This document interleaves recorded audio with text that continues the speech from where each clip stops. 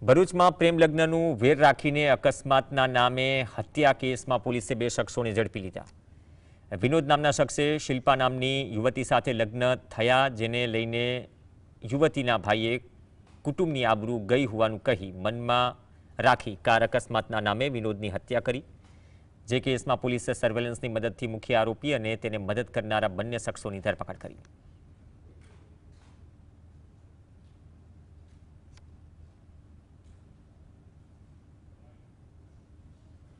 તે બધી જગ્યાએ જાહેર થયું હતું કે એક્સિડન્ટથી મૃત્યુ થયેલ છે। એમાં જ્યારે પોલીસ દ્વારા આનો અલગ અલગ એંગલ્સથી ઇન્વેસ્ટિગેશન કરવામાં આવેલ ત્યારે આ ખરેખર જે છે એક મર્ડરનું બનાવ હતું। સતત જે છે એ લોકો વચ્ચે મનદુખ ચાલતું હતું અને પછી 25 તારીખે સાંજે 4 વ્હીલરથી જે છે એમને મારવાનું પ્લાનિંગ કરેલ અને એમની સાથે એક એમનું મિત્ર હતો હર્ષદ, જે એમને ગાડી પણ પ્રોવાઈડ